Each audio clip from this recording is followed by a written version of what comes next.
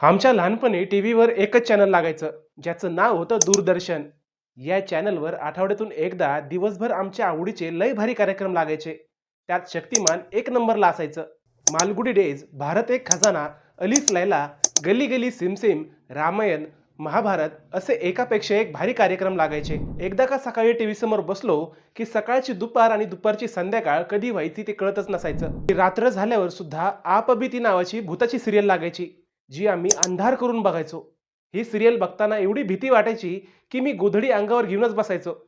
अचानक कुठून तरी भूताचा हात येतो का काय असं वाटायचं.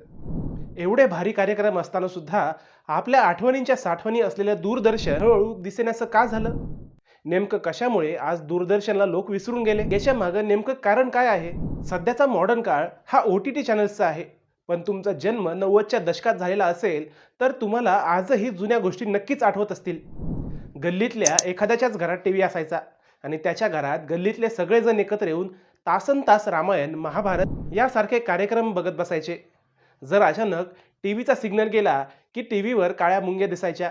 मग एक जण छतावर जायचा आणि सिग्नल येईपर्यंत अँटीना ॲडजस्ट करायचा आणि दुसरा जण घरातून सिग्नल आल्यावर आवाज द्यायचा. ती पण एक वेगळीच मज्जा असायची. असो, 1959 साली हे दूरदर्शन चॅनल चालू झालं. तेव्हा त्याचं नाव होतं टेलिव्हिजन ऑफ इंडिया. सुरुवातीला हे सरकारी चॅनल फक्त एज्युकेशन पर्पजसाठी चालू केलं होतं, ज्यामध्ये आरोग्य, मानवी अधिकार, ट्रॅफिकचे नियम याबद्दल शिकवलं जायचं. सुरुवातीला आठवड्यातून फक्त 2च दिवस कार्यक्रम लागायचे आणि तेही अर्धा तासासाठीच दाखवले जायचे.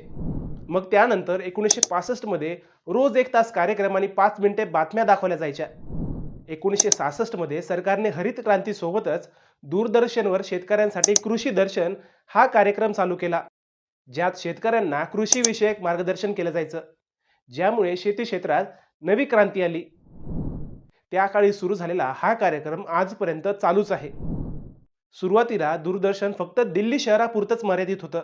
नंतर हळूहळू भारतातल्या मोठ्या शहरांपासून ते खेड्यापाड्यापर्यंत दूरदर्शन जाऊन पोहोचलं. 1975 मध्ये टेलिव्हिजन ऑफ इंडिया हे नाव बदलून दूरदर्शन करण्यात आलं, ज्यामुळे हे चॅनल भारतीय लोकांना अजूनही आपलंसं वाटायला लागलं. 1982 पासून दूरदर्शनने कलर टेलिकास्टिंग सुरू केली. 1984 मध्ये भारताची पहिली सिरियल चालू झाली, ज्याचं नाव होतं हम लोग. या सिरियलमध्ये मिडल क्लास लोकांच्या जीवनातला संघर्ष दाखवण्यात आला होता. त्यामुळे ही सिरियल लोकांना एकदम जवळची वाटू लागली आणि यामुळं दूरदर्शन अजूनच हिट झालं. त्यानंतर 1987 मध्ये रामायण आणि महाभारत हे कार्यक्रम सुरू झाले, जे आजही लोकांच्या लक्षात आहेत.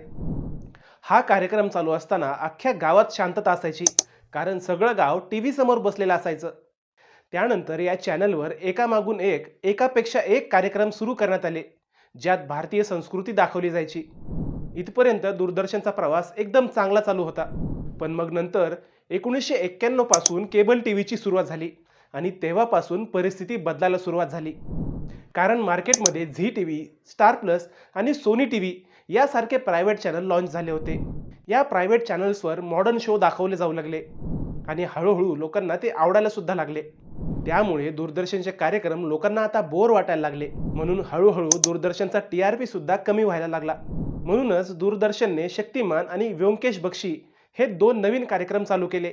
त्यानंतर TRP परत थोडाफार वाढायला लागला. त्यानंतर दूरदर्शनने लोकांच्या आवडीच्या विषयानुसार वेगवेगळे चॅनल लॉन्च केले, जसे की मनोरंजन कंटेंटसाठी DD नॅशनल, भारतीय संस्कृती दाखवण्यासाठी DD भारती, स्पोर्ट्ससाठी DD स्पोर्ट्स, शेती विषयासाठी DD किसान. पुढे 2005 मध्ये दूरदर्शनने भूताटकीची एक सिरियल चालू केली, ज्यामुळे TRP परत वाढू लागला.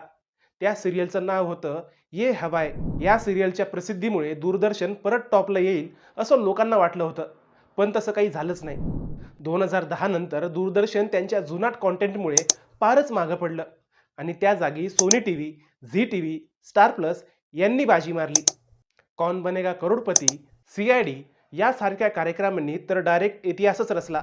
बदलत्या काळानुसार वाढत्या स्पर्धेत स्वतःमध्ये बदल न केल्यामुळे आणि चॅनलवर काय दाखवायचं हे सरकारच ठरवत असल्यामुळे दूरदर्शन काळानुसार मागे पडलं. नंतर थेट 2019च्या लॉकडाऊनमध्ये रामायण टेलिकास्ट केल्यावर दूरदर्शनचा TRP परत अचानक वाढला. पण लॉकडाऊन जसं संपलं तसं लोक परत दूरदर्शनला विसरले. भविष्यात दूरदर्शनची क्रेज परत वाढेल का? तुम्हाला काय वाटतं ते मला कमेंट करून नक्की सांगा. शिवाय दूरदर्शनवर तुमचा सगळ्यात फेवरेट कार्यक्रम कोणता होता तेही मला कमेंट करून नक्की सांगा. तुम्हाला पुढच्या कोणत्या लय भारी विषयावर व्हिडिओ पाहायला आवडेल ते मला कमेंट करून नक्की सांगा. आणि अशाच लय भारी व्हिडिओसाठी चॅनलला सबस्क्राईब करायला विसरू नका.